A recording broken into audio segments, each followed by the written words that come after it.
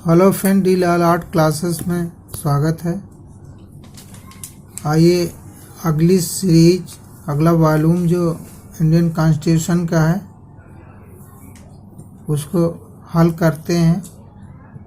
ये 1 lines question answer है, very important question हम आपको यहाँ बताएंगे जो सभी परीक्षाओं में की दृष्टि से काफ़ी महत्वपूर्ण होंगे।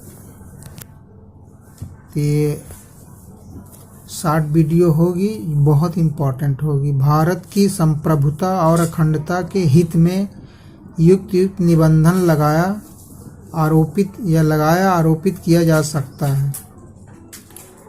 यानी आर्टिकल 19 पर निबंधन कब लगाया जा सकता है? तो आर्टिकल 19(2) के अधीन वाक और अभिव्यक्ति की स्वतंत्रता पर यदि संप्रभुता और अखंडता खतरे में पड़ती है तो आर्टिकल 19(2) में जो है निबंधन आरोप जो दिया गया है वो अपने आप लग जाएगा स्वतः। किस पर? वाक और अभिव्यक्ति की स्वतंत्रता पर निबंधन लग जाएगा तुरंत। जैसे उदाहरण के लिए आप ये देख सकते हैं कि जैसे आर्टिकल 352 का इस्तेमाल हो जाता है, यानी राष्ट्रीय आपात लग जाता है, तो उस समय वाक और अभिव्यक्ति की स्वतंत्रता स्वतः छिन जाती है, क्योंकि यदि हर व्यक्ति अपनी बात कहने लिखने लगेगा तो इससे अव्यवस्था फैल जाएगी। इसीलिए वाक और अभिव्यक्ति स्वतंत्रता तुरंत छीन ली जाती है या प्रतिबंधित कर दी जाती है। अगला है, भारत का संविधान संरक्षण नहीं देता। किसको संरक्षण नहीं देता? संपत्ति के अर्जन, उसे बनाए रखने, उसे अपवहन का अधिकार। तो ये पहले मूल अधिकार था।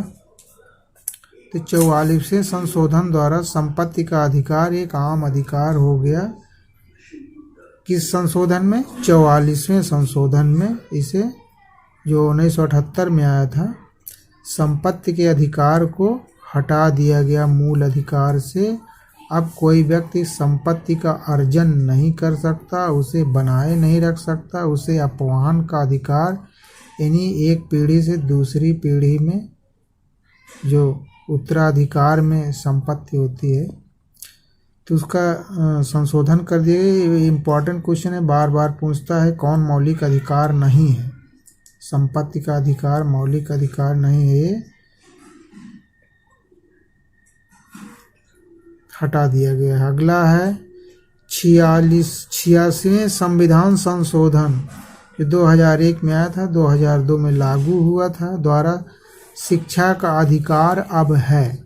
क्या है? मौलिक अधिकार है। आर्टिकल 21 का में ये व्यवस्था की गई है। किस संशोधन द्वारा? 86वें संशोधन द्वारा जो शिक्षा का अधिकार नीति निर्देशक तत्व में था उसे वहाँ से मौलिक अधिकार में ला के जोड़ा गया। किसमें? आर्टिकल 21 का में जोड़ा गया है। ये इम्पोर्टेंट है, बार बार पूछा जाता है प्रश्न यहाँ से। अगला है, भारतीय संविधान का कौन सा अनुच्छेद आत्म अभिशंसन के सिद्धांत से संबंधित है? तो आर्टिकल 20(3) अर्थात दो सिद्ध के संबंध में संरक्षण। दो सिद्ध से संरक्षण प्रदान करने वाला आर्टिकल कौन है? 20(3) है। इसे आत्म अभिशंसन का सिद्धांत भी कहते हैं।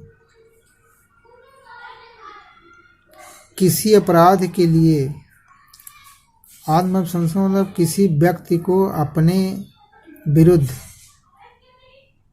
कोई अभियुक्त है उसे अपने ही विरुद्ध जो है किसी अपराध को मान लेने या उसे उस अपने विरुद्ध गवाही देने का अधिकार जो है प्रतिबंधित किया गया है। वो ऐसा वो नहीं कर सकता ना चाहे तो। अगला है, किसी अपराध के लिए अभियुक्त को स्वयं अपने विरुद्ध साक्षी होने के लिए बाध्य नहीं किया जा सकता है किस अनुच्छेद में? वही आर्टिकल 20(3) के अंतर्गत किसी अपराध के लिए अभियुक्त को स्वयं के विरुद्ध अपने ही खिलाफ साक्षी होने के लिए बाध्य नहीं किया जा सकता। अगला है, कौन सा मूल अधिकार है जो आपात की घोषणा होने पर भी निलंबित नहीं किया जा सकता? इम्पोर्टेंट है, बहुत बार पूछा जाता है ये। आर्टिकल 20 और 21 ये दो ऐसे मौलिक अधिकार के आर्टिकल हैं जो आपात की स्थिति में भी बने रहते हैं, उनका निबंधन नहीं होता। अगला है, भारत के संविधान में एक अभियुक्त को कौन से संरक्षण प्रदान किए गए हैं? किसी अभियुक्त कौन कौन संरक्षण प्रदान किए गए हैं? तीन प्रकार के संरक्षण प्रदान किए गए हैं। पहला, कार्य के पश्चात विधि, आर्टिकल 20(1) जिसे कहते हैं में इसका उल्लेख है। इसे कार्योत्तर विधि से संरक्षण भी कहेंगे, यानी कोई कार्य जो किया गया है, कोई अपराध किया गया है किसी अभियुक्त के द्वारा, तो उस समय जो विधि होगी उसी के द्वारा उसे दंडित किया जाएगा। कार्य के उसके अपराध के बाद यदि उस पर विधि बनाई जाती है या और कड़ी विधि बनाई जाती है तो उसके अंतर्गत उसे दंडित नहीं किया जाएगा। उस समय जो विधि होगी जो उसी के अनुसार उसे दंडित किया जाएगा। इसे कार्योत्तर विधि से संरक्षण कहते हैं।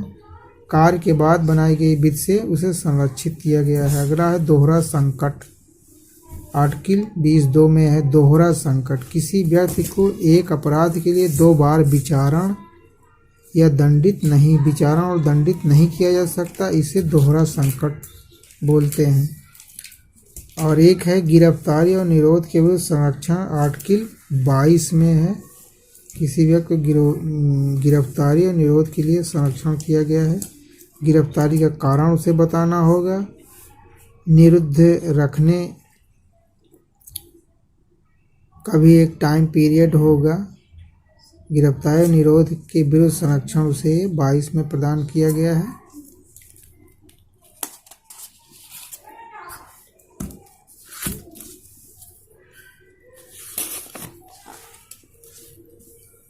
अगला अनुच्छेद 20(2) में उल्लेखित दोहरे दंड के से अभिप्रेत है, यानी उसका अर्थ क्या है? अनुच्छेद 20(2) में जो दोहरे दंड से संरक्षण दिया गया है उसका अर्थ क्या है? एक ही व्यक्ति का उसी अपराध के लिए 2 बार विचारण और दंडित करना, ये नहीं किया जा सकता, उसमें संरक्षण दिया गया है।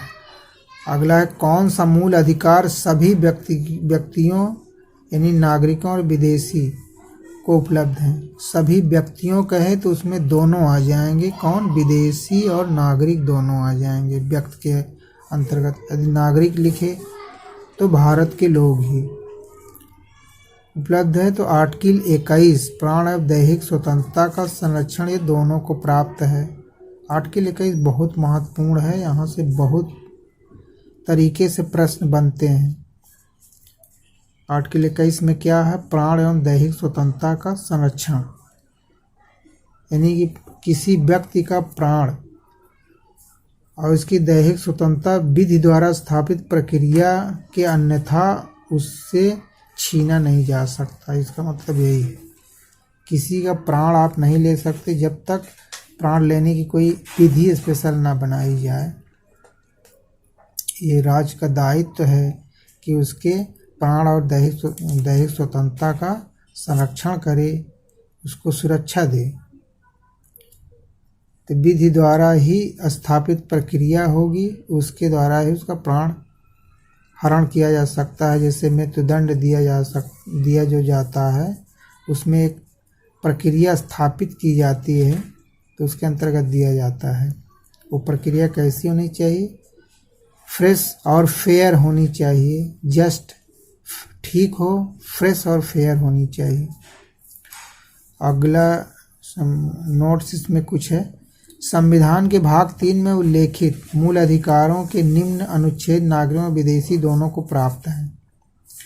संविधान के भाग 3 में किसका उल्लेख किया गया है? मूल अधिकारों का। कभी कभी इस प्रकार का प्रश्न भी पूछ लिया जाता है कि मूल अधिकारों को उल्लेख संविधान के किस भाग में किया गया है, तो भाग 3 में किया गया है। भाग 4 में किसका किया गया है? नीति निर्देशक तत्वों का किया गया है। ये मूल अधिकार और नीति निर्देशक तत्व दोनों बहुत महत्वपूर्ण हैं, यहाँ से बहुत प्रकार के प्रश्न बनते हैं।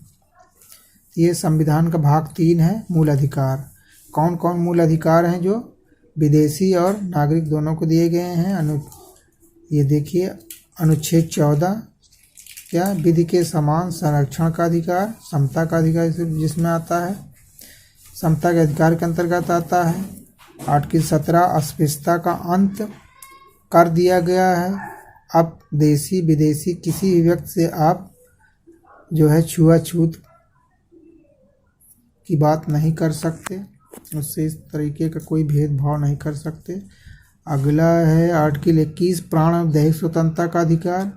प्राण और दैहिक स्वतंत्रता का अधिकार विदेशी और देशी यानी नागरिक और अन्य व्यक्ति जो विदेशी हैं उनको भी दिया गया है।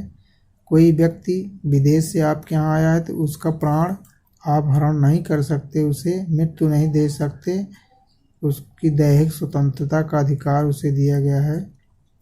अगला है 22 आर्टिकल 22 गिरफ्तारी संरक्षण। चाहे वो देशी नागरिक हो चाहे वो विदेशी व्यक्ति को गिरफ्तारी से संरक्षण है। बिना किसी युक्ति कारण से गिरफ्तार नहीं कर सकते। गिरफ्तारी के बाद उसे उसके संरक्षक को आप सूचित करें और उसे उसके मनपसंद का एडवोकेट करने की इजाज़त हो। ये गिरफ्तारी संरक्षण में यही सब चीज़ें आती हैं। अगला अनुच्छेद 23-24 शोषण के विरुद्ध अधिकार। किसी व्यक्ति का आप शोषण नहीं कर सकते, चाहे वो नागरिक हो चाहे वो विदेशी व्यक्ति के हो। ये 23-24 में शोषण के विरुद्ध अधिकार दिया गया है। अगला है 25 से 28 अनुच्छेद तक धार्मिक स्वतंत्रता का अधिकार। धार्मिक स्वतंत्रता का अधिकार 25 से 28 अनुच्छेद तक दिया गया है। इसमें चाहे वो नागरिक हो चाहे विदेशी हो, अपने धर्म का प्रचार प्रसार की उसे स्वतंत्रता होगी, अपने धर्म को मानने की स्वतंत्रता होगी। अगला क्वेश्चन है, किस वाद में कहा गया है कि प्राण के अधिकार में मृत्यु का अधिकार शामिल नहीं किया जा सकता? यानी प्राण का अधिकार तो संविधान आपको देता है, लेकिन मृत्यु का अधिकार आपको नहीं देता है। आप अपनी इच्छा के अनुसार मृत्यु नहीं मांग सकते हैं। इसका मतलब यही हुआ, प्राण के संरक्षण का अधिकार राज्य कर देता है, लेकिन आप अपनी इच्छा से मर जाने का अधिकार उससे नहीं मांग सकते हैं। 21 वाद में कहा गया, इम्पोर्टेंट है, ज्ञान कौर बना पंजाब राज्य का केस आया था, उसमें सुप्रीम कोर्ट ने इसको परिभाषित किया गया था कि प्राण के अधिकार में मृत्यु का अधिकार नहीं पढ़ा जा सकता। यानी इसका मतलब ये नहीं है कि मृत्यु प्राण के अधिकार के अंतर्गत मृत्यु का भी अधिकार किसी नागरिक को दिया जा सके। अगला है 6 वर्ष से 14 वर्ष की आयु के सभी बच्चों के लिए शिक्षा पाने का अधिकार एक मूल अधिकार है। अब हो गया है किसमें? आर्टिकल 21A को स्थापित करने के बाद आर्टिकल 21 में ये जोड़ा गया 21A जिसे कहा गया है, जिसमें 6 से 14 वर्ष की आयु के सभी बच्चों के लिए निःशुल्क शिक्षा का अधिकार राज्य का दायित्व है कि उन्हें प्रदान करे, दे, मुहैया कराए, व्यवस्था करे। तो ये इम्पोर्टेंट है, 6 से 14 वर्ष की आयु के बच्चों के लिए ये शिक्षा का अधिकार जो था ये पहले नीति निर्देशक तत्व में था, अब मूल अधिकार है। अगला है 14 वर्ष से कम आयु के बच्चों को किसी कारखाने, खान या किसी अन्य संकटमय काम में नियोजित करना उल्लंघन किसका करता है? आर्टिकल 24 के अनुसार शोषण के विरुद्ध अधिकार का।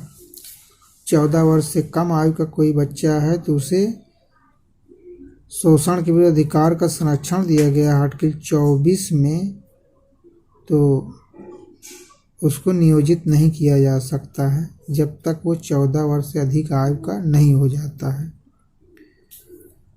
तो बस फ्रेंड्स, ये बहुत इम्पोर्टेंट प्रश्नों की एक सीरीज़ थी। बाकी नेक्स्ट वीडियो में इसे आप अवश्य देखें।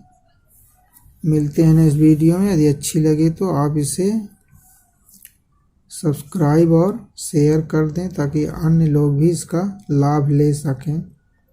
Thanks for watching. मिलते हैं नेक्स्ट वीडियो में।